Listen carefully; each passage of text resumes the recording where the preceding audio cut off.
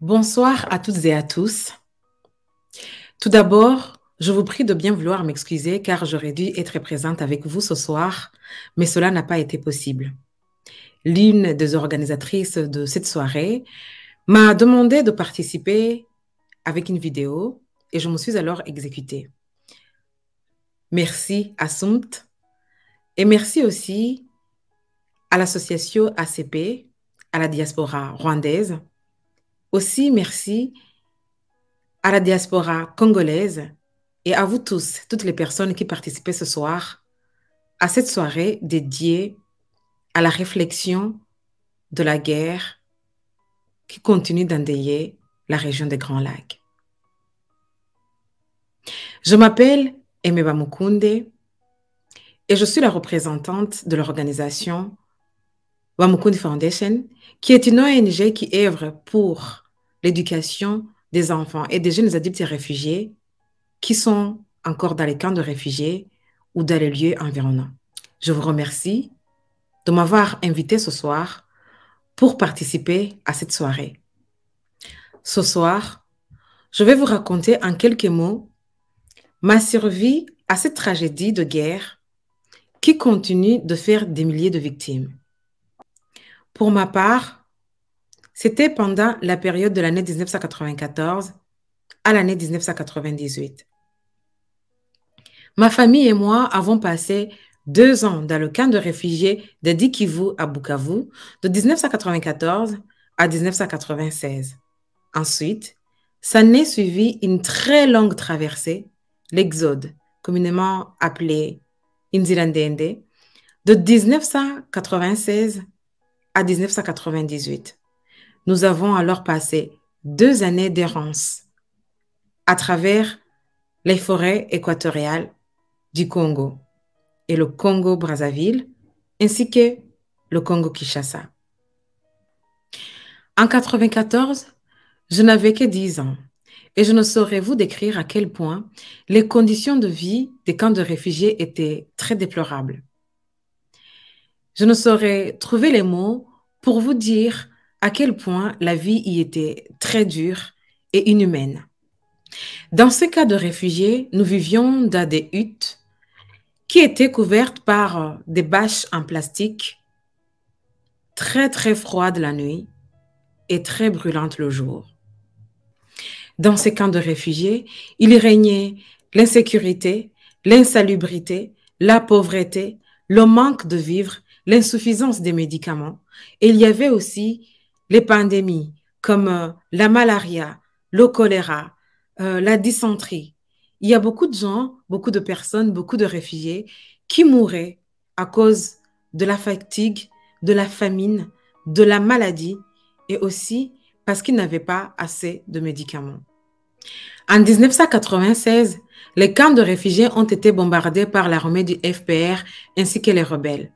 Nous avons alors été contraints de fuir encore une nouvelle fois. Pas seulement nous, les réfugiés rwandais et burundais qui y vivaient, mais aussi la population locale congolaise qui vivait dans la région du Kivu. Après avoir quitté ces camps de réfugiés, nous nous sommes dirigés vers les forêts du Congo. Nous étions aussi poursuivis par ces mêmes rebelles et cette même armée du Front patriotique rwandais. Nous étions traqués comme des animaux.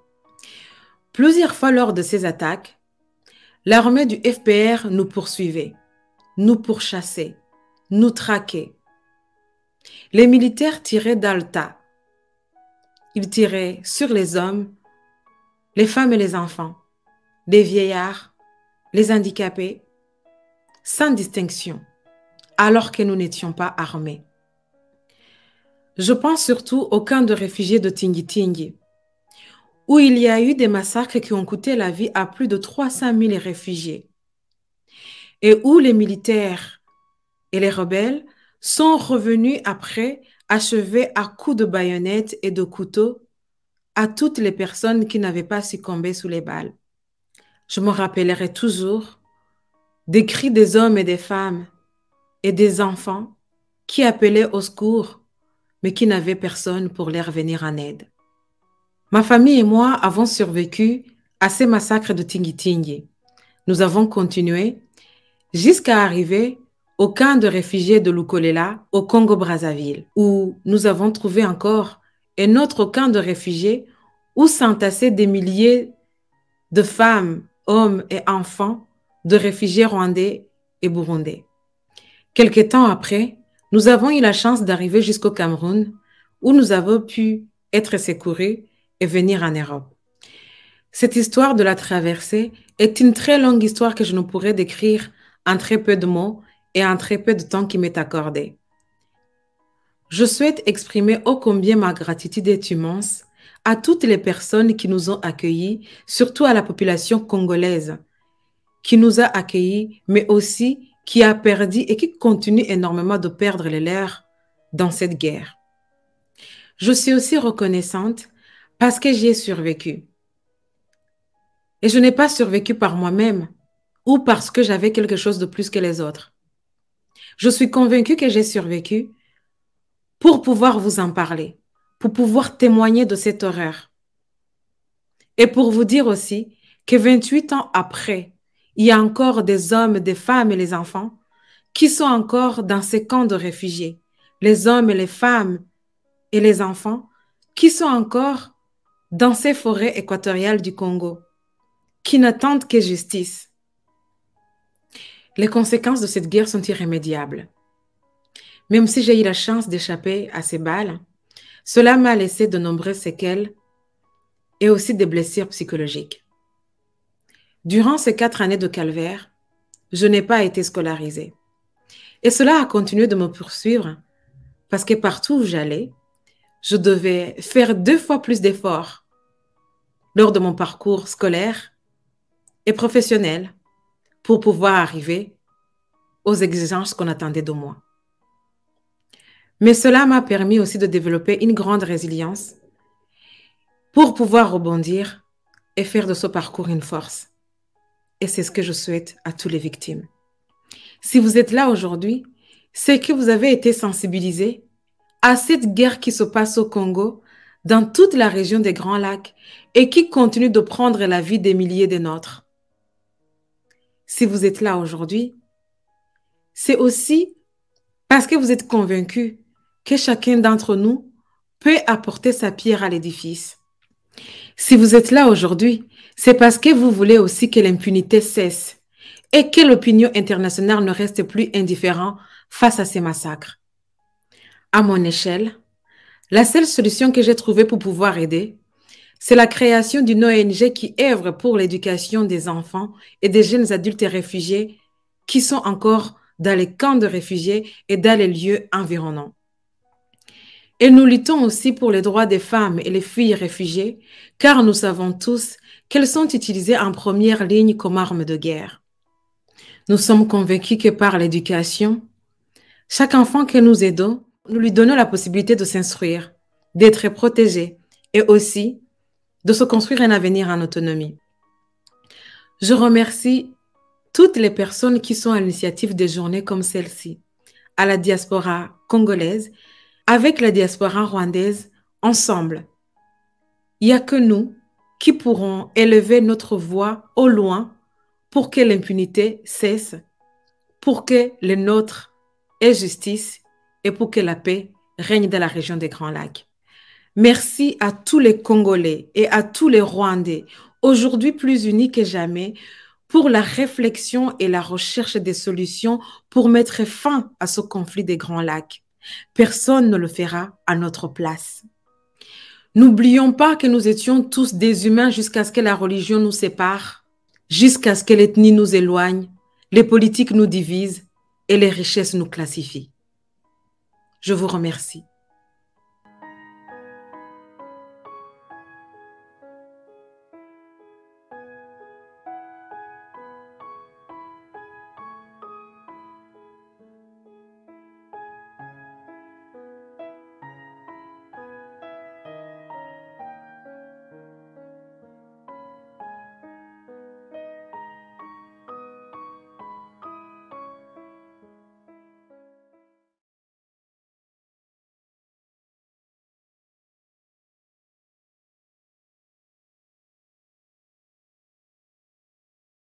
Bon après-midi à tous présents et à tous.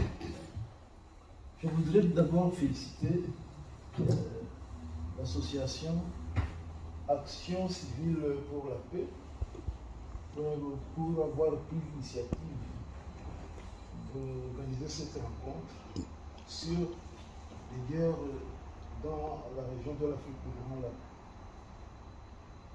C'est une bonne initiative. Et puis je pense que ça ne fait que commencer. Ça devra absolument contribuer à trouver des solutions pour ça, pour la raison de peser sur les populations dans cette région-là. Je vous remercie aussi de m'avoir invité.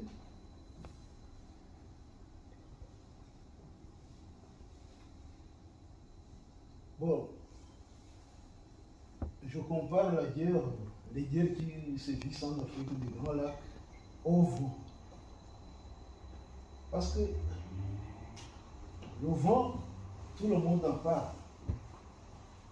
Tout le monde observe les dégâts que le vent cause. Les arbres qui tombent sur les maisons ou des buildings, les arbres qui tombent sur la route, qui obstruent la route, la circulation, etc. etc. C'est-à-dire que les effets, les conséquences du vent sont observables. Mais peu de personnes parviennent à décrire correctement la nature du vent. Le vent, c'est quoi? Sa composition. Quand est-ce qu'il est dangereux? Quand est-ce qu'il peut faire des dégâts? Ça, personne n'y pense. De par le monde, mais tout le monde parle du vent. Et les guerres dans la région de l'Afrique du Grand Lac, c'est la même chose. Tout le monde en parle, en Amérique, en Europe, en Afrique, partout dans le monde. On parle des guerres perpétuelles qui ne cessent de sévir dans la région des Grands Lacs, de décimer des populations, de détruire l'environnement, etc. Mais, quand il faut faire une analyse et en donner le résultat, une analyse profonde, je pense que peu de personnes le font. C'est ça, c'est comme le vent, la guerre chez nous. Elle a des contours imprécis, imperceptibles de fois même. C'est pourquoi je pense que je vais essayer d'aborder cette question-là des guerres dans la région de l'Afrique du Grand Lac d'une façon autre que d'habitude. Après la guerre mondiale, la polémologie. Polémologie, c'est un mot qui est composé de deux mots grecs. Polémos, c'est la guerre, ou bien les luttes armées, ou bien les conflits armés. Et puis, logos, évidemment, c'est l'étude, c'est la science des luttes armées, la science de la guerre. Lui, il a introduit une méthode qui permet de déceler les fonds cachés des guerres, y compris chez nous. Je pense que c'est cela qui peut nous intéresser aujourd'hui. Il a introduit la notion de facteurs, les facteurs polémogènes. Les facteurs polémogènes, polémos, on a dit c'est la guerre, gènes, ce sont les facteurs qui engendrent ou qui perpétuent les guerres. C'est ça que nous devons voir aujourd'hui. En quelque sorte, d'une façon synoptique. Les facteurs polémogènes, d'une façon classique, consistent à déterminer le territoire où s'exécutent les guerres, les territoires. Chez nous en Afrique du Grand Lac, on va en parler, on va définir les territoires, les théâtres de guerre, les théâtres de guerre. Et puis décrire la géographie de de ce territoire. On verra par après que c'est très important, la géographie d'un territoire étudié sur le plan de la guerre, des guerres, comme facteur pour le gène. On étudie la géographie, on étudie la composition, la situation stratégique du territoire. Si comme c'est Taïwan, c'est comme un pays qui a riverain d'un océan, d'un grand lac, ça d'importance. Si c'est riverain de l'océan, pour le sous-marin, ça ne nous intéresse pas dans les grands lacs.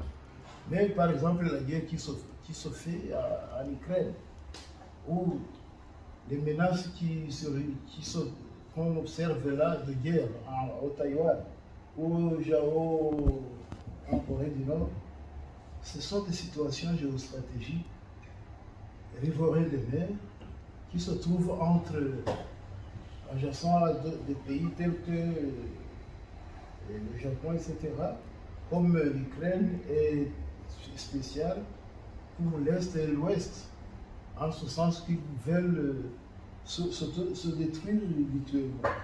Alors l'Ukraine est là pour servir de ce qu'on va voir par après. Voilà, c'est le territoire, c'est la population. C'est ce que madame disait. Une population, c'est-à-dire l'ensemble des citoyens, de territoires, de théâtres de guerre. Si la population est importante comme à la Chine, ça aussi c'est un facteur de puissance qui permettra que peu de pays oseront d'aller attaquer par exemple la Chine. Si c'est une population intelligente, je dis au sens géopolitique, c'est-à-dire qui comprend la notion d'État, la notion de nation, la notion qui est cohérente, qui dit voilà, ça c'est notre territoire, nous devons le protéger. Ça c'est très important. Si c'est une population qui n'a pas le sens de nation, comme les populations d'ailleurs africaines plutôt, parce que les nations ont été tracées géographiquement après la conférence de Berlin de 1887. Géométriquement, une partie de la nation là, une autre partie là. On peut voir ça sur le Rwanda et surtout sur le Congo et d'autres nations qu'on a divisées d'une façon artificielle selon les intérêts des puissances européennes. Ça aussi, c'est un facteur qui fait que il y a des conflits qu'on pourrait résolver si on était des nations. Voilà. La population peut être une population scientifique, scientifisée, je ne sais pas comment on peut dire, instruite, qui sait construire les armes, par exemple. Mais ça aussi, c'est une solution, comme l'a montré la Corée du Nord. On disait, voilà, la Corée du Nord a dit, voilà, on continue à nous dire les grandes puissances nucléaires, des trucs comme ça, nous fait peur. Maintenant, construisons notre arsenal nucléaire. Ils l'ont fait. Ça, c'est une population éclairée qui comprend et qui suit les évolutions, la dynamique des conflits de par le monde. Mais aussi, ça peut être une population qui est là, comme c'est le cas en Afrique, qui observe, qui dit voilà, s'il y a un chef qui vient, ok, on va le suivre. Et puis, s'il y a un coup d'État, on va suivre le plus fort. Bien, si nous souffrons, nous devons continuer à souffrir et peut-être que Dieu interviendra un jour. Je pense que c'est la situation de nos populations, si nous disons la vérité. Alors, c'est pourquoi la population a une importance. Son effectif, mais surtout sa cohésion, mais surtout encore son niveau de formation, etc. Mais notre facteur, ce sont les infrastructures qui se trouvent sur le territoire. S'il y a des routes, s'il y a des chemins de fer, s'il y a des fleuves pour la navigation, Et tout ça, si c'est un pays, comme je le disais, limitrophe de la mer ou de l'océan ou de là, tout ça, c'est très important. Vous voyez que c'est un manque sérieux dans nos régions. Si je parle de la région de l'Afrique des Grands Lacs, on ne peut pas partir de Dar es Salaam et dire voilà, je vais me rendre à Kinshasa en train ou en voiture ou par bateau. Ce n'est pas possible. Ce n'est pas parce que c'est impossible de tracer ces voies-là, mais c'est parce que notre histoire n'a pas permis à la population, au leadership de nos pays, de la région de l'Afrique du Grand Lac, d'être éclairés pour faire ça, pour construire ces routes. Voilà, ça c'est la population. Et puis, une autre chose qui est quand même très importante aussi, ce sont, parmi les facteurs polynégènes, ce sont les acteurs. Les acteurs géopolitiques en présence qui font qu'il y ait des conflits chaque jour. Il faut les déterminer. Normalement, ce n'est pas difficile. Par exemple, dans la Deuxième Guerre mondiale, on dit voilà, il y avait l'Allemagne avec son groupe italien, le Japon. Il y avait d'autres pays d'Europe avec les États-Unis. C'était visible et les intentions étaient visibles. Mais chez nous, le problème qu'il y a, c'est la description des acteurs en présence. Les acteurs en présence. Ce sont les États, entre États. Ce sont des guerres civiles, c'est-à-dire des populations contre une partie de la population, contre une autre partie de la population. Ce sont les acteurs régionaux des pays qui s'attaquent pour imposer leur volonté, parce que n'oublions pas la guerre. La guerre, c'est une confrontation, une lutte pour imposer la volonté. C'est ça la guerre, rien d'autre.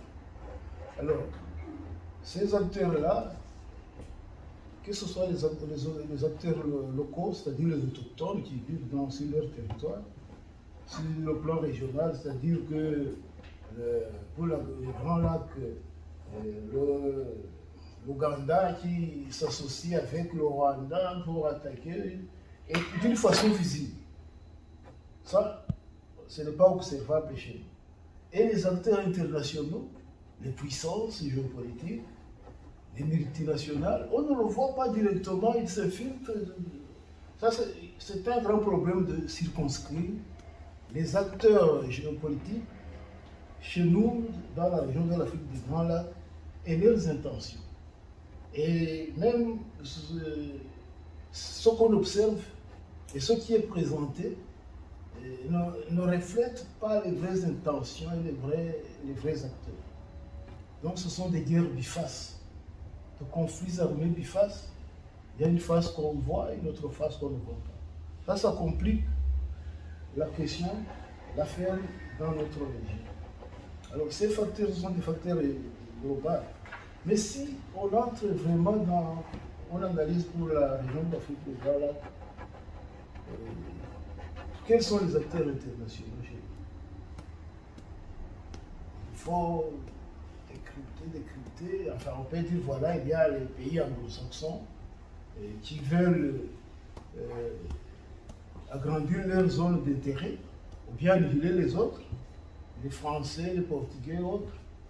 Ça, c'est la première chose.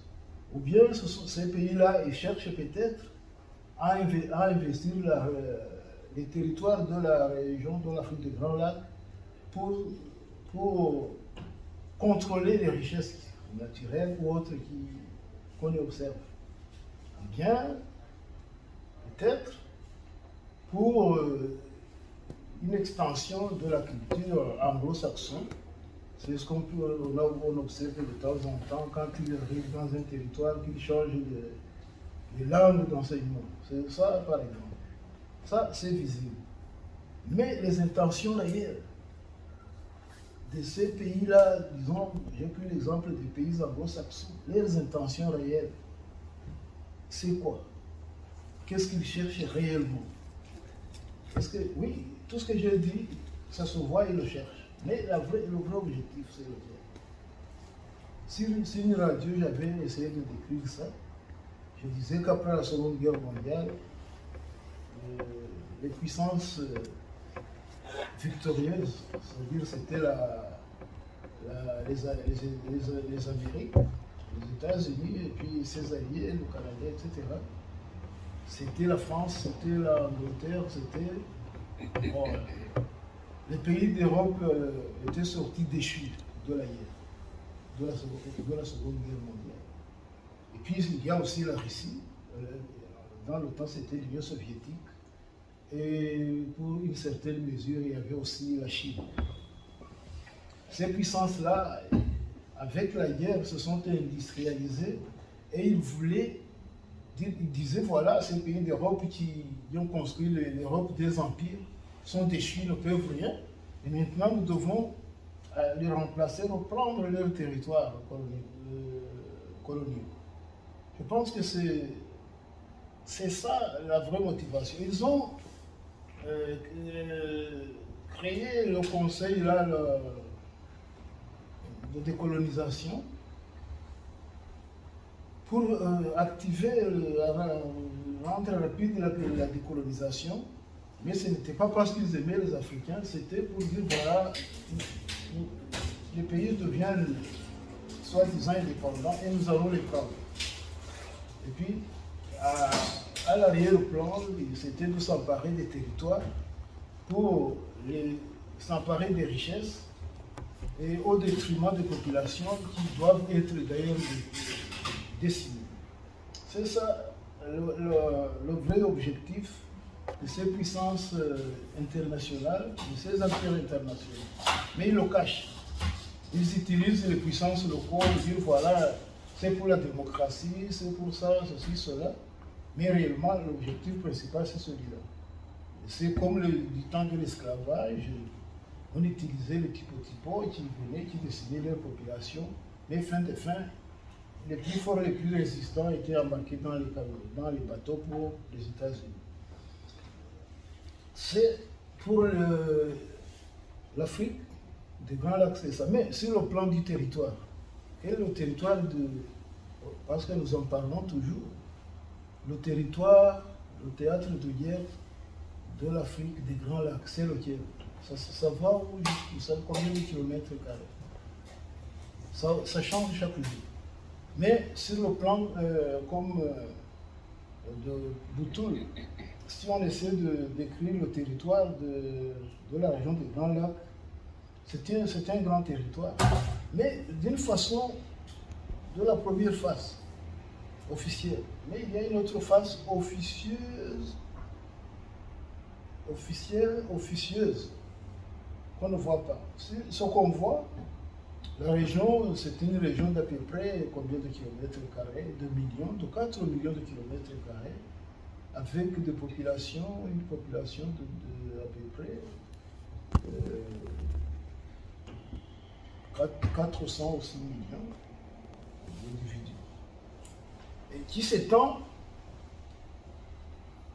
du Soudan, et même plus haut, d'après les anglo-saxons, du Soudan jusqu'au Malawi, et qui va de Dar es Salaam jusqu'à Kinshasa.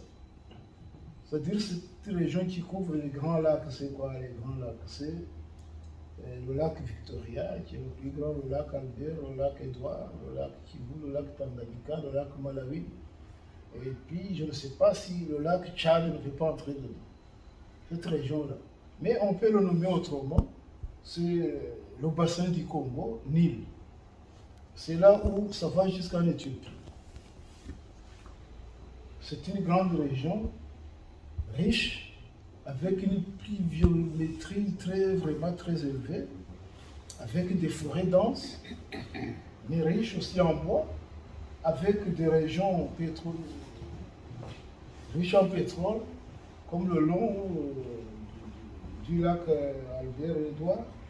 C'est une région vraiment riche sur le plan agricole, mais surtout avec des sous-sols très riches, en minerais stratégiques et autres.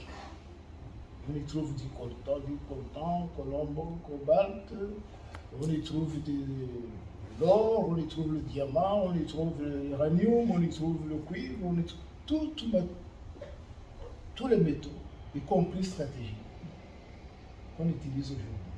Cette région-là a été convoitée après la Seconde Guerre mondiale. Dire voilà, c'est arrivé avec beaucoup de deux grands fleuves, le Congo, le fleuve Congo et le fleuve Nil, qui projette un jour d'exploiter l'exploitation de l'eau pour l'irrigation jusqu'à Moyen-Orient. Voilà, c'est pourquoi cette région, avec toutes ces richesses sous-sol, ces ressources naturelles, est convoitée par les puissances. Et pour y pénétrer, voilà, il faut utiliser des astuces, faire des guerres par procuration, par pays, etc., etc. Alors, c'est en quelques mots le panorama synoptique de la région de l'Afrique du Grand Lac. C'est une région, en peu de mots, qui suscite la convoitise, qui est riche, que les puissances voulaient prendre, contrôler, et qui a une population intense, dense, qu'il faut peut-être diminuer d'une façon ou d'une autre. Voilà, c'est ça, sur le plan de la polémologie, c'est ça la région des Grands Lacs. Et les facteurs polémogènes, je les ai décrits. Ce sont les acteurs qui sont là, qui convoitent, qui voulaient prendre. Ce sont les populations qui ne savent pas qu'ils se couchent sur des richesses énormes et naturelles. Ce sont les leaderships qui sont incapables de comprendre la nature de leur territoire, les richesses qui y sont, et puis pour les protéger, qui ne parviennent pas à comprendre à quoi sert la population, pour l'instruire, pour la protéger aussi. C'est ça, ce sont ceux-là les facteurs polémogènes qui font qu'il y a des guerres perpétuelles dans notre région. Et puis ces guerres-là ont commencé. Aujourd'hui, on ne m'a pas demandé de faire le déroulement des guerres, mais tout simplement de présenter ce tableau synoptique et puis de répondre à certaines de vos questions. Voilà, je m'arrête par là, si elle veut, que je parle des guerres d'une façon, en essayant de faire leur déroulement, je peux le faire, mais en attendant, je m'arrête par là et puis on va en discuter. Merci.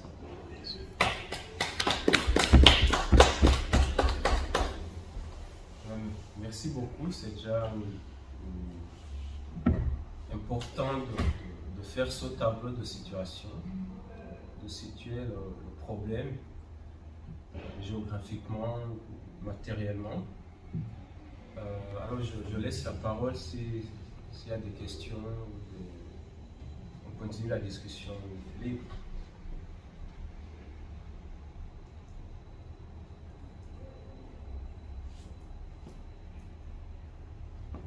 Questions, commentaires?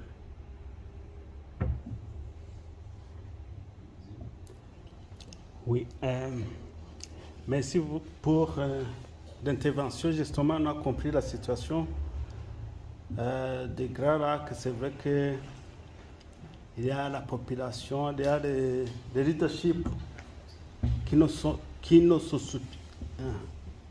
s'occupent pas de la population.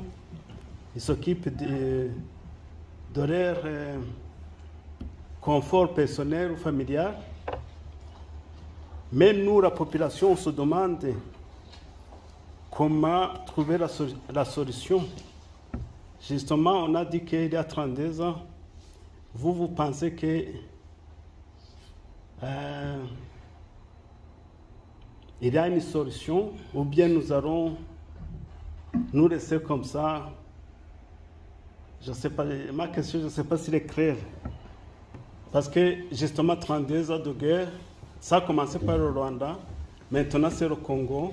Le Congo, c'est avec des étapes différentes, ça finit, ça recommence, ça finit, ça recommence. Et puis on a l'inquiétude que ça peut dégénérer vers le Burundi ou la Tanzanie, même l'Ouganda. Vous, avec votre expérience, vous pensez que ça va finir comment? Et puis d'après ce que notre constatation, la communauté internationale, d'ailleurs, les Nations Unies ont dit qu'ils ne sont pas capables de résister face au rebelle de M23. Et puis, comment on va trouver la solution à cette situation? Merci. Moi, la question est claire et compréhensible. Il faut surtout voir comment ces guerres, tu as essayé d'en parler aussi, comment ces guerres se déroulent. Ils ont commencé, comme tu le disais, par le Rwanda, et puis ils sont entrés au Rwanda, et puis même au Burundi, parce que la guerre au Burundi a commencé aussi après la mort de Dadaye, et puis il y a eu la guerre qui a commencé avec les théories, etc. Et puis après, vers le Zaïre, à 2 reprises d'ailleurs. Et puis après, si je dis ça a commencé par l'Ouganda, ce n'est pas ça, ce n'est pas vrai. Ça a commencé par la guerre entre l'Ouganda et la Tanzanie. Mais n'oublions pas aussi le Soudan, qui a été en guerre, même aujourd'hui. Pour dire que, voilà, je disais les facteurs polémogènes. Cette guerre, on ne veut pas essayer d'établir comment résoudre ça si on ne comprend pas les origines, comme je le disais. Les origines de la guerre chez nous, c'est très complexe. Pourquoi est-ce que le Soudan a été divisé en deux? C'est une question simple. Pourquoi est-ce que qui a mis Idi Amin dedans en place et qui l'a écarté? Est-ce que la guerre entre l'Ouganda et la Tanzanie était une guerre qu'on pouvait éviter? Qui avait intérêt à ce que cette guerre-là se réalise? Et puis, pour le Rwanda, on sait. On sait comment ça a été, comment on a fait la guerre. Moi, j'étais là, j'ai vu. Et puis, comment la guerre au Rwanda a été préparée. Et tout ça, ça revient toujours à la même chose. La guerre au Soudan. Ce sont les Américains et les Anglo-Saxons qui disaient qu'ils ne veulent pas que les terroristes musulmans aient beaucoup d'influence au Soudan et ne puissent continuer jusqu'à l'Ouganda, etc. et jusqu'à Dar es Salaam. Ça, c'est ce qu'ils disaient. Mais réellement, ce n'était pas ça. Ils voulaient prendre le contrôle parce que le Soudan était un pays riche, d'abord le diviser et puis contrôler les ressources. C'était ça, le pétrole, etc. Et le Nil. Voilà. Pour l'Ouganda, avant il y avait Obote qui était président, qui était intellectuel, qui n'acceptait pas beaucoup de choses. Puis après, ils ont dit voilà, mettons Amin en place. Et puis après, Amin, ils ont dit voilà, moi je suis Idi Amin. Avant, je ne me souviens pas comment il s'appelait avant. Mais il s'est dit Idi Amin après. C'était un sergent de l'armée de Sa Majesté, la reine d'Angleterre. Ils l'ont mis en place, disant voilà, c'est un fanfaron qui nous servirait. Après, il a dit non, je veux que l'Ouganda soit un pays musulman et puis abat les chrétiens. Et puis là, avec les otages là d'enterrer tout ça, il s'est montré finalement autre qui ne voulait l'utiliser. Donc ils ont eu recours encore une fois à Obote, et Obote il était le même. Victor. Et puis ils ont dit maintenant, nous devons contrôler l'Ouganda. C'est pourquoi ils ont créé l'histoire là de guerre entre l'Ouganda et la Tanzanie, c'était pour chasser Idi Amin tout simplement, pour qu'il puisse mettre en place quelqu'un d'autre qui n'est pas non plus au beauté. Bon, oui, et c'est ce qu'ils ont fait pour contrôler l'Ouganda. Et ça se fait au prix de millions de victimes dont on ne parle même pas. Puis ils sont venus au Rwanda, ça vous êtes au courant, puis au Congo. Et nos populations ne comprenaient rien. Nos élites, même chose. Même aujourd'hui, nous nous battons entre nous disant, toi tu es du Nord, moi on a fait ceci, toi tu es du Sud, toi fais ceci, toi tu es Tutsi. Alors que la menace, ce qui nous menace, c'est tout simplement la volonté d'occupation de la région, et c'est évidemment par surtout les anglo-saxons et les occidentaux. Parce que c'est une région pleine de richesses qui aujourd'hui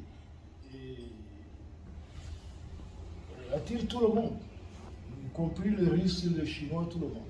Mais ils disent, voilà, faisons ça vite, détruisons les populations en commençant par l'élite, et puis maintenant, réoccupons ça, et puis le reste on verra. C'est ça qu'ils cherchent à faire, d'éliminer surtout les élites. Vous éliminez vous, bien de vous faire partir de la région de l'Afrique des Grands Lacs, pour que vous alliez ailleurs, là, vous allez être éliminé d'une autre façon. Et puis, on parle des attaques mentales, quand tu es médecin, tu viens faire le nettoyage, bon, je ne sais pas comment on dit ça, entretenir les vieux d'une façon correcte parce que tu es intelligent, mais en même temps, tu ne fais rien pour intensifier tes connaissances, ou bien les perpétuer. C'est ça, c'est comme ça qu'ils font. Alors, vous me posez la question de dire, voilà, est-ce que ça sera éternel? Peut-être oui. Peut-être oui. Parce que moi, je pense aux conquistadors qui sont partis d'Europe au XIVe siècle, au XVe siècle. Ils sont partis en Amérique, aux États-Unis. Amérique dit non, pas aux États-Unis, en Amérique, les Amériques. Amérique du Sud, Amérique comme dit centrale, du Nord, jusqu'à Alaska. Ils ont éliminé les populations qui étaient de à peu près 100 millions, selon les estimations. Et puis l'Europe en ce moment-là ne comptait même pas 100 millions. Ils ont exterminé, c'est tout, parce que ces gens-là, ils étaient bien formés, mais sur le plan local. Ils n'avaient pas d'armes à feu. Et ils n'ont pas pensé à dire, voilà, est-ce qu'on peut encore produire une, ou bien est-ce qu'on peut se protéger comme ça? Ils n'avaient pas cette idée parce qu'ils vivaient en paix chez eux. Mais ce que je voulais vous dire, c'est que ces gens-là ont été exterminés, systématiquement. De même en Australie. Ils avaient commencé l'extermination systématique en Afrique. Alors, ce que je veux vous dire, c'est que vous me demandez qu'est-ce qu'il faut faire. Moi, je dis, c'est possible que ça continue et jusqu'à l'élimination totale des populations, même aux Arabes. Ce n'est pas exclu, hein. Ce n'est pas exclu. Ce n'est pas le moment de dire des choses qui ne servent à rien. Et ça peut arriver, c'est comme ils se battent là, ils craignent la mort. Ils exterminent les gens. Les Américains disent voilà, nous incitons les Russes, pour comme ça ils nous exterminent, les gens en Europe nous s'opposent et notre puissance reste. Ce sont des manigances, des mafias, mais qui n'ont pas peur d'exterminer des millions de personnes. Alors, d'une autre façon, quand même, qui n'est pas très pessimiste, un peu optimiste, je dis un peu. On peut freiner cette dynamique-là négative. Mais à condition que nos populations, je ne dis pas les Rwandais ou les Burundais, tout le monde, y compris même les Africains, parce que ça se fait ailleurs, ce qui se fait en Afrique. Ça se fait ailleurs en Afrique. La première condition, c'est de dire, voilà, nous prenons conscience que nous risquons d'être exterminés au monde. C'est la première chose. Sans cela, nous serons exterminés par les maladies, par les guerres perpétuelles, par le manque d'alimentation, alors que nous vivons dans une région très fertile et avec un teneur hygrométrique très élevé. Mais nous mourrons de faim, nous avons beaucoup d'eau, mais ça ne nous sert à rien. Et puis, il faudra s'affranchir. Kadhafi avait commencé à dire, voilà, nous les Africains, créons l'unité africaine, l'Union africaine, ayons nos satellites, traçons des routes depuis le nord, là, Benghazi, jusqu'à l'Afrique du Sud, et avec des chemins de fer. Et il a été éliminé. Et ce qui a été étonnant, c'est que les pays d'Afrique, les chefs d'État d'Afrique ont dit, voilà, il fallait éliminer ce monsieur-là parce que c'était un dictateur terroriste. Ça a montré que ces gens-là, nous les Africains, nous sommes inconscients de ce qui se passe. Nous ne sommes pas des acteurs pour nous défendre. Voilà. Cette prise de conscience, c'est pourquoi je remercie votre association pour organiser de telles. Vous disiez que vous étiez 10. C'est beaucoup. 10 personnes, c'est beaucoup. À condition qu'ils comprennent. Si ces 10 personnes-là sont conscients, c'est vraiment beaucoup énorme. Parce que de telles, si vous aviez appelé les gens pour une fête, probablement que vous en auriez beaucoup. Plus que ça. Pour venir et puis faire les brochettes et tout ça, vous en auriez beaucoup. Essayez une fois prochainement, vous n'aurez pas. Vous en aurez une infinité, vous n'aurez pas de ça. Mais pour étudier quelque chose qui concerne notre survie, ils ne viennent pas. C'est ça le grand problème. Et vous le voyez vous-même. Alors, sans être trop pessimiste, je pense que la première chose, c'est prendre conscience. 5 personnes, 10 personnes, 20, ainsi de suite. Comprendre que nous ne sommes pas seuls, puisque la dame l'a disait. Et nous unir aux autres qui comprennent, etc. Et puis après, dire voilà, nous sommes, prendre vraiment, et nous aimer nous-mêmes. Dire que nous sommes des êtres humains, nous avons été créés par le Créateur. Pour ceux qui ne sont pas des chrétiens, bon, écoutez, nous sommes là, nous sommes des hommes, nous avons quand même la tête, le cerveau, tout ça. Pourquoi est-ce que nous devons nous soumettre jusqu'à ce qu'on nous élimine? Voilà, cette prise de conscience-là, ça ne commencera pas par beaucoup de gens. Si on prend l'exemple du Rwanda, vous dites, voilà, monsieur, vous pouvez venir, nous allons discuter. Non, il dit, non, quand même, moi, j'ai ma maison, puis au Rwanda, on me donne quelques sous. Non, je ne vais pas perdre quand même ces sous. Voilà. Et puis l'autre vous dira, non, ces histoires-là de politique, alors qu'il n'a même pas réfléchi là-dessus, ça ne m'intéresse pas. Ça ne l'intéresse pas, mais il sera aussi exterminé, hein, même s'il est ici. D'une façon ou d'une autre. Voilà, c'est cette prise de conscience, surtout. Et puis, en cherchant à s'associer avec d'autres Africains, je ne parle pas du panafricanisme, mais ça va dans le sens, par exemple, dans la région des Grands Lacs, commencer à organiser des conférences comme des rencontres comme celle-ci. C'est très important. Et on va penser que ça va s'arrêter en un jour. C'est un programme qui date de siècles. On est en train d'exécuter aujourd'hui. Voilà. Et puis après, être actif. Chacun de son côté. Et en même temps, tous ensemble.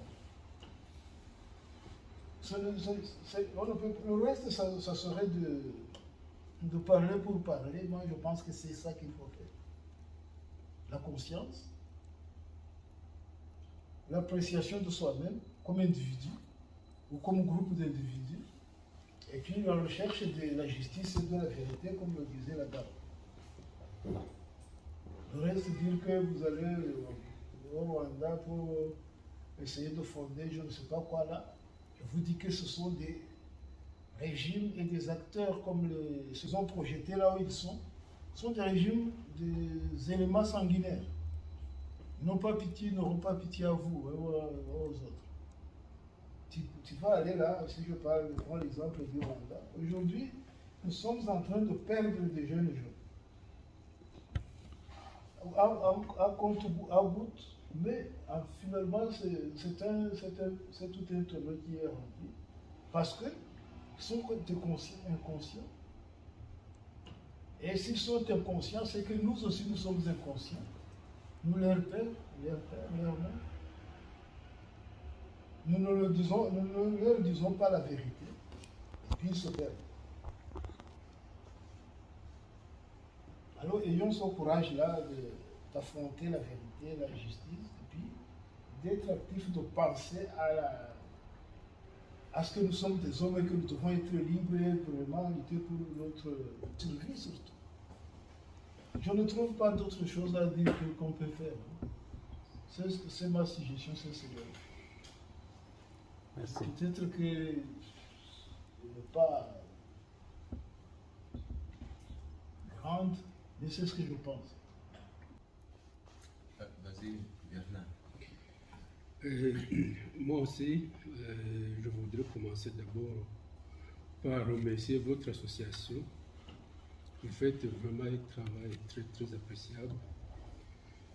Et puis, c'est bien que vous ayez pensé dans un premier temps et associer nos amis de la région de Garak, les Congolais, les Burundais. Dommage qu'il n'ait pas pu être là. Mais ne vous découragez pas, il faut continuer toujours sur cette lancée. Mais pour embrayer à ce que disait notre ami Abiyaimana, moi aussi, j'ai l'intime conviction que si on peut essayer de trouver une solution, parce qu'effectivement, ça sera difficile. Mais je pense que en tant qu'Africain, on doit commencer à créer des synergies. Des synergies. Parce que j'ai constaté que ce qui se passe dans la région de Garak,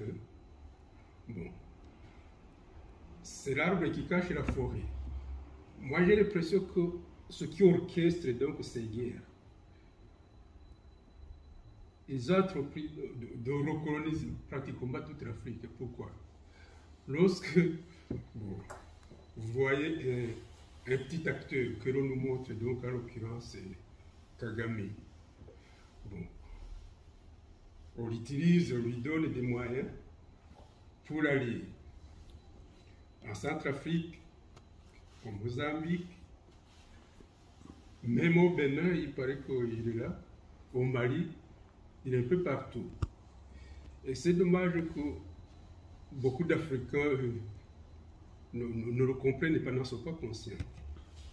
Donc, à notre petit niveau, je pense qu'il faut vraiment sensibiliser nos autres frères africains pour leur dire qu'il y a vraiment danger.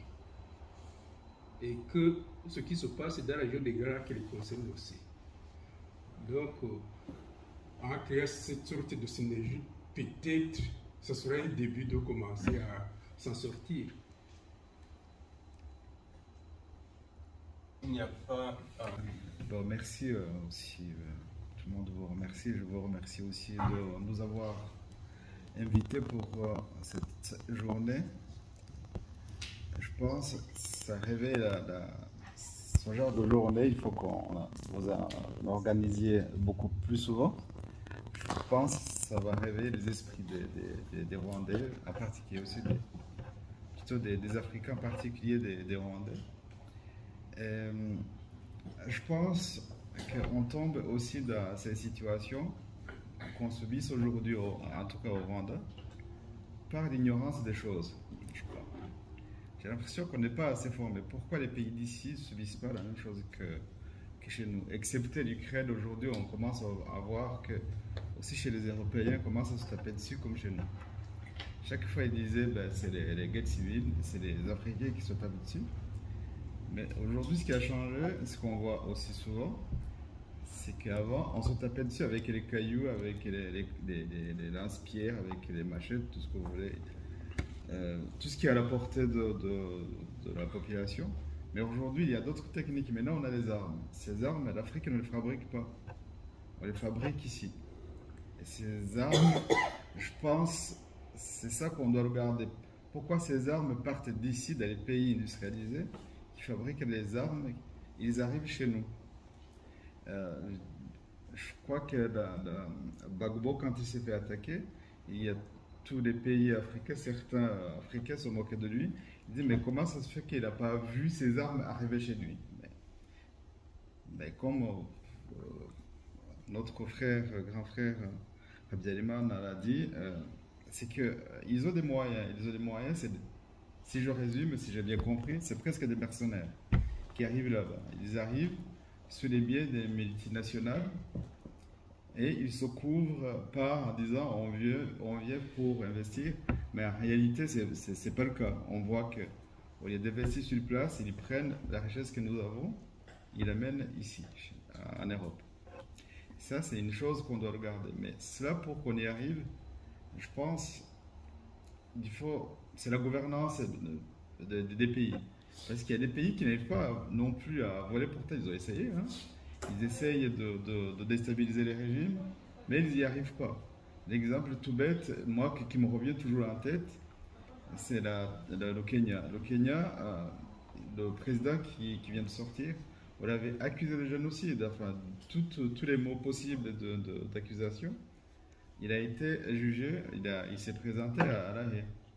C'est le seul chef d'État africain qui a osé mettre en suspens son pouvoir. Il a donné à son vice-président, il est parti se présenter.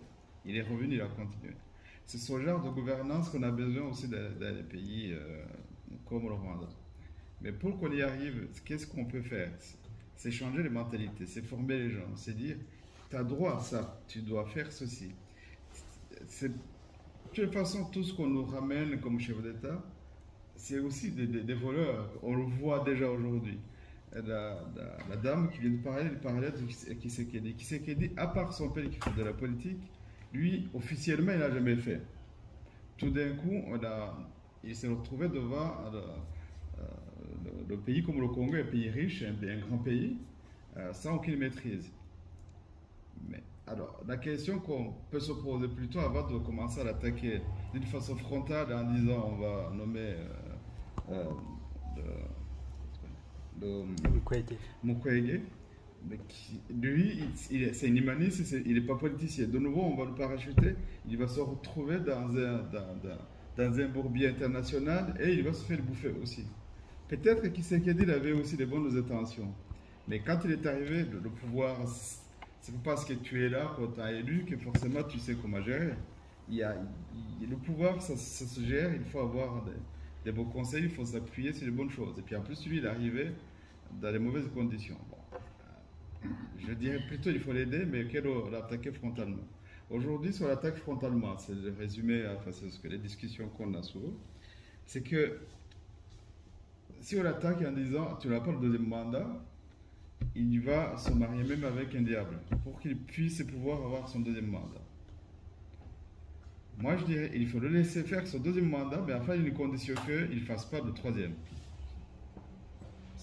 Si on l'empêche de faire le deuxième, ça va dégénérer. Il va s'appuyer sur Kagame. Kagame aussi, il a ses intérêts qu'il doit défendre. Aujourd'hui, on a vu, il a prouvé. Et aujourd'hui, il est devenu... le Rwanda est devenu une puissance, puisque maintenant il a les armes et c'est lui qui va défendre les intérêts des pays comme la France en Afrique. Pourtant, le Rwanda ne fabrique pas les armes, mais il a les armes, il a les hélicoptères, il a moins de transport. Voilà, ça c'est des questions qu'on doit se poser aussi. Pour le Rwanda, il fait comment pour arriver? Pourtant, c'est pas le pays le plus armé en Afrique, c'est plutôt l'Égypte, je crois, si je ne me trompe pas. Mais lui, il arrive quand même à intervenir à tout moment. On lui dit va à tel endroit, il y va avec son armée. Mais il y va comment? Est-ce qu'il va à pied? Est-ce qu'il utilise les cailloux pour chasser les autres? Je ne pense pas. Il utilise les armes. Et puis, entre-temps, il est payé, j'imagine. Donc, c'est devenu son gagne-pain. et il a acquis aussi le pouvoir, aussi l'assurance dans son pouvoir. Et là, si aujourd'hui c'est les deux personnes, donc Kagame et Tshisekedi, c'est le grand centre aujourd'hui des mots qu'on puisse avoir dans les pays de Grand Lac. Et puis c'est eux qui ont les intérêts à faire tout pour garder le pouvoir. Ne pas les chasser avec comme ils sont arrivés, puisqu'ils ont l'expérience, donc sauf bien sûr Tshisekedi. Mais Kagame, il est arrivé par les armes. Est-ce qu'il va partir tranquillement? Est-ce qu'il va continuer à faire ce qu'il fait? Aujourd'hui, puisque vous avez dit qu'il n'y a pas de solution, que ça peut continuer, hein. C'est vrai, ça peut continuer comme ça peut changer du jour au lendemain.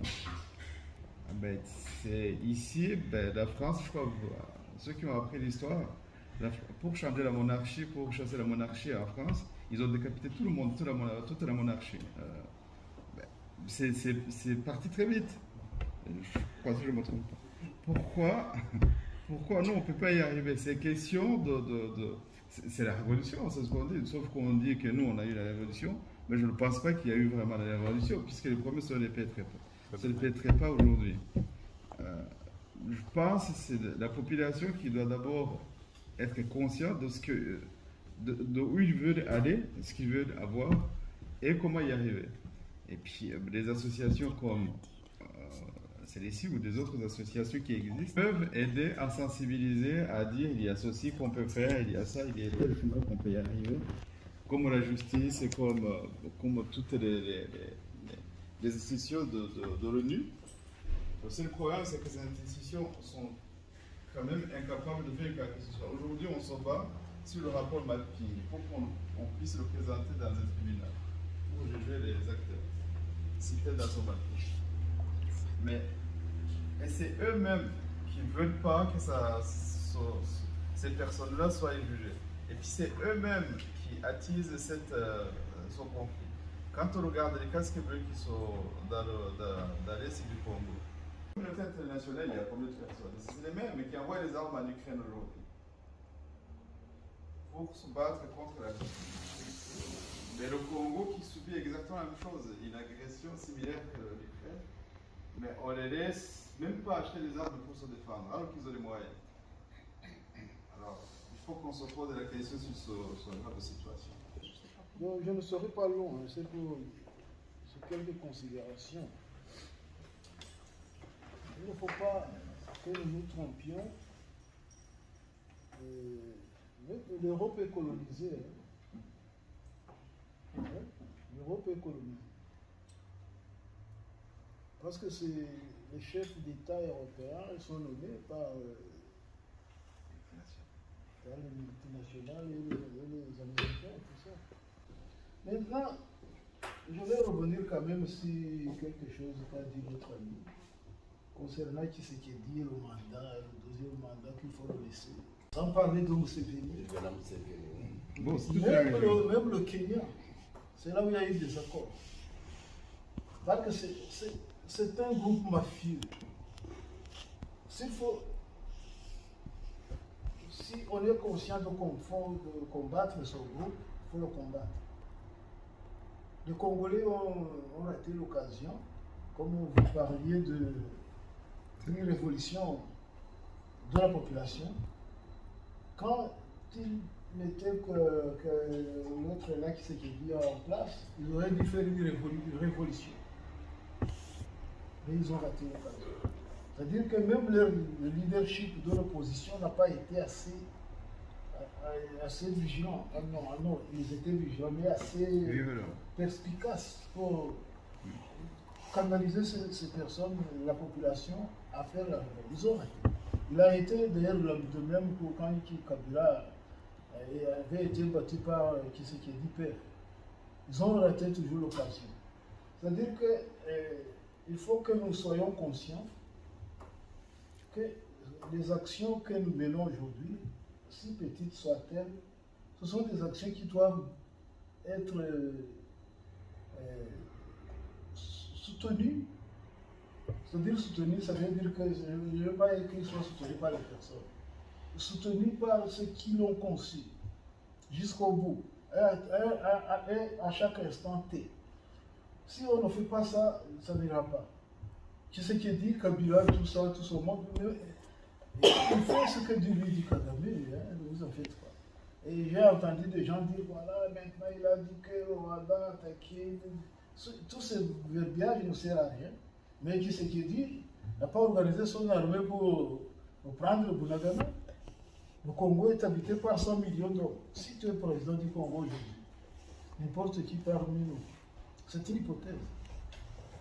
Avec 100 millions de personnes, avec les richesses qu'il y a, est-ce qu'il est compliqué de créer une armée de 2 millions d'hommes? Non. Maintenant, ils mettent là en place leurs pions et qui disent n'importe quoi. C'est comme les Kasuku. Les Kasuku. Kasuku. Il y a l'oiseau. Il est monsieur. Voilà, c'est un oiseau aussi. Moi, je pense qu'il faut que nous soyons quand même plus lucides. Et le problème qu'il s'agit justement, ce que je disais, c'est d'essayer les acteurs. Moi, j'attends même les Congolais, j'ai discuté dernièrement avec un ami congolais. Il m'a dit non, Kabila a fait de bonnes choses, il a dit ceci. Il a dit ceci, mais il ne l'a pas fait. C'est tout simplement, c'est purement de diversion. Et qui s'est dit plutôt. Et qui Kabila aussi, qui s'est dit, ce sont les mêmes choses. C'est la même merde. Il n'y a pas vraiment de différence. C'est la même chose. Ils nous mettent dans la confusion, ils disent la même chose au Rwanda. Ils disent voilà, il y a plusieurs partis politiques. Mais maintenant, tout le monde est conscient quand même que les partis qui sont au Rwanda ne sont pas des partis politiques. Et maintenant, ils essaient vraiment de chercher d'autres. Voilà. Et puis pour la Révolution française, moi je pense que les Français, elle a été imaginée, conduite par les grands penseurs, les intellectuels qui étaient là. Ce sont eux qui ont conçu ça. Et puis ils ont su canaliser les populations. Mais chez nous, je le disais avant, les intellectuels sont décimés ou expulsés de par le monde. Les populations sont laissées à elles-mêmes. Et heureusement, ils commencent. J'ai entendu quand même une manifestation dans la région de Bourera, dans le nord, où les gens ils ont dit non, même qu'ils nous trouvent ici, qu'ils nous tuent, nous ne ferons pas ceci. C'est une intercelle qui est quand même important. Mais ils ne vont pas. Et là aussi, ils vont exterminer ceux qui nous menaient d'ici quelques temps. Ils vont les exterminer. C'est pourquoi la situation au Rwanda est critique. On ne peut la résoudre, essayer de la résoudre, de la préhender, qu'en partant des principes sérieux. Et je ne dirais aucun principe non ignorable, surtout des principes sociaux, politiques.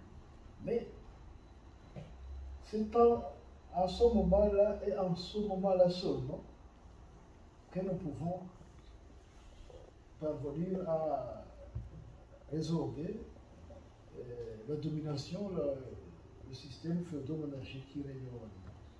Sinon, ça ne sera pas possible. Ils ne vont pas, d'ailleurs, on l'a bien dit, comme quoi ce sont des régimes mis en place par l'arme, les armes. Ça, il ne faut jamais l'oublier. Là, ça, je suis d'accord avec vous. Voilà, parce que c'est très important. Nous ne vont pas penser que Kagame partira parce que il y a des gens qui ont dit des choses sérieuses quelque part. Non. C'est leur principe de base avec Museveni, avec leurs parents. Ils disent voilà, il faut le faire par la terreur, la violence. Parce qu'ils savent que sans ça, ils ne feront rien. Voilà. C'est ce que je voulais ajouter un peu. Et merci de la parole. Merci beaucoup. Je tiens à dire qu'on a la salle jusqu'à 18h30. Essayer de parler de la question de quoi faire maintenant à ce stade, donc plus de 2 décennies après. Alors, moi je vais parler du rapport mapping, c'est un peu, je viens là pour un peu faire le plaidoyer au fond de ce rapport. Et je pense que la majorité de la salle sait de quoi il s'agit, mais je vais quand même le répéter pour qu'on soit tous, on rentre en tout cas dans cette affaire peut-être au même niveau, en tout cas aujourd'hui, c'est-à-dire que nous avons un rapport qui a été donc fait par des enquêteurs indépendants des Nations Unies entre 1993 et 2003 et qui recense les crimes qui ont été perpétrés donc au Congo durant cette période-là. Ce qui est frappant lorsqu'on regarde ce document en particulier, c'est de voir d'abord comment cette histoire a commencé, parce que elle commence quand même avec le récit d'une infiltration. Une infiltration d'une population qui se dit s'appeler Banyamulenge, qui arrive au Congo, mais sous quand même des ordres de personnes qui se trouvent à Kigali. Alors, c'est vrai que lorsqu'on regarde le rapport et qu'on entend par exemple les arguments qui sont annoncés la plupart du temps par rapport, je dirais, au camp de Kagame, à savoir qu'il est obligé à chaque fois de revenir au Congo afin de rétablir une forme de justice en poursuivant les FDLR qui, ma foi, je pense bien depuis ce temps-là, sont quand même un peu morts, hein, on va se dire quand même des choses. Et en même temps, justement, ce leitmotiv de la poursuite de criminels, de génocidaires, ne tient pas la route quand on regarde justement l'entrée de ce document en particulier, puisqu'il montre qu'il y a une intention criminelle pour entrer au Congo notamment et bien sûr se débarrasser des populations gênantes. Et c'est clair que le document, même si je veux dire, c'est vrai qu'en tant que Congolais, on parle beaucoup du rapport mapping. Si je voulais vraiment être cynique, je dirais que le rapport mapping concerne plus les Hutus d'ailleurs que les Congolais. Mais pourquoi nous intéresser à ce rapport? Parce que aujourd'hui, l'instrument que nous avons pour pouvoir exiger quand même quelque chose qui est essentiel et fondamental, qui est celle de la justice. Et je crois que plus je réfléchis à ce rapport, et je me dis qu'il y a une des choses quand même essentielles que nous devons tous comprendre, c'est que la première des inégalités dont souffre l'homme sur cette planète, c'est la question de l'injustice. Parce que sans la justice, on ne peut rien faire. On ne peut pas bâtir un pays, on ne peut pas établir des relations saines les uns avec les autres si cette question de justice n'est pas débattue. La justice comme injustice, la manque de justice, c'est ce qui fait justement que des innocents, que des pauvres gens ne puissent pas avoir droit à la parole. Alors là, nous avons un instrument qui est ce rapport, que nous devons vraiment saisir à bras le corps pour pouvoir exiger cette justice, pour qu'enfin nous ayons la possibilité d'entrevoir un horizon peut-être un peu plus joyeux que ceux que nous expérimentons là.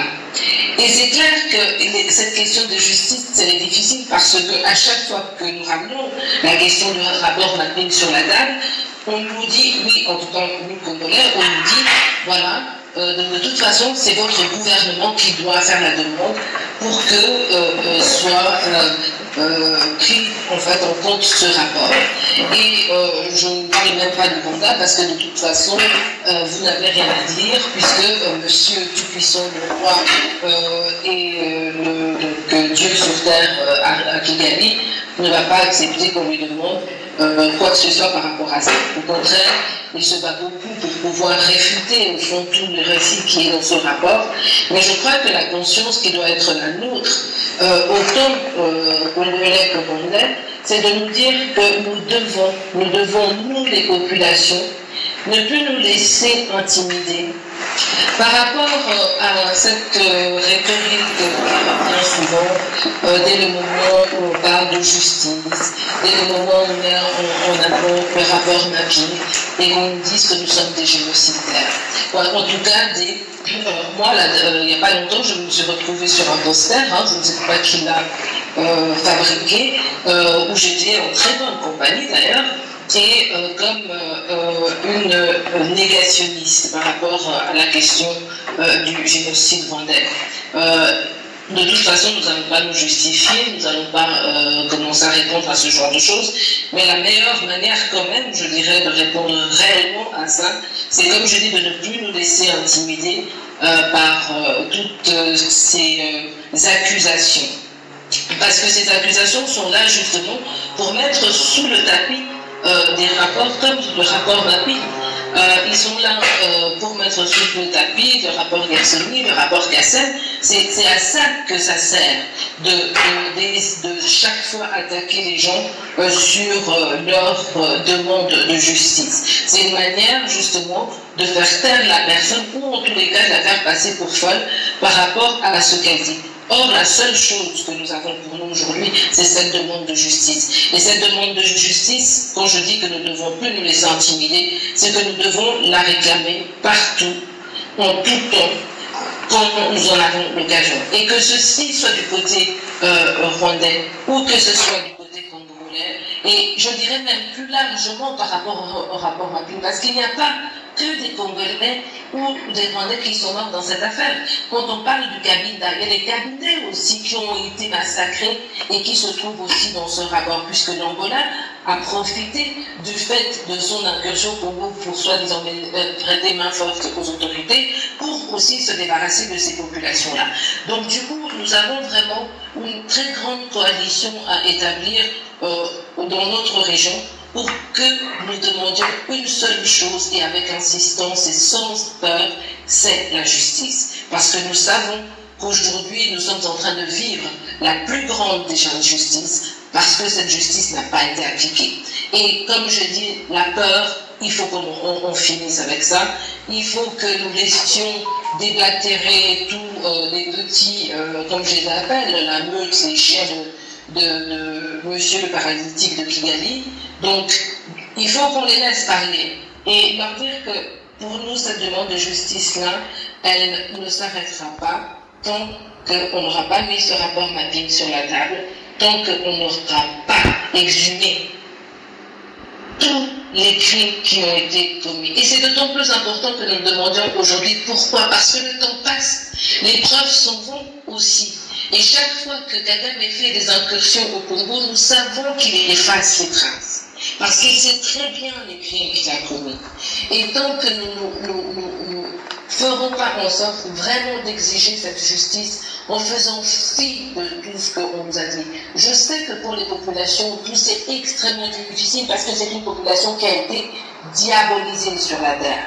Parce qu'on en a fait des gens qui ne pouvaient plus ouvrir la parole sans que l'on pense que la parole qu'ils ont, que ce qu'ils ont à dire, ça veut dire mensonge. Eh bien, je crois qu'il faut faire fi de tout ça. Il faut insister encore et encore et dire que nous ne reposerons pas tant que cette justice ne sera pas appliquée. Nous avons cet instrument entre les mains, prenons-le, faisons-le lire, apprenons-le de manière à ce qu'à chaque fois qu'on va nous opposer une critique par rapport à ça, nous sachions répondre. Nous devons nous organiser en faisant des séminaires autour de ce rapport. Et puis nous devons construire un argumentaire fort qui ne leur permettra pas de nous faire chanceler.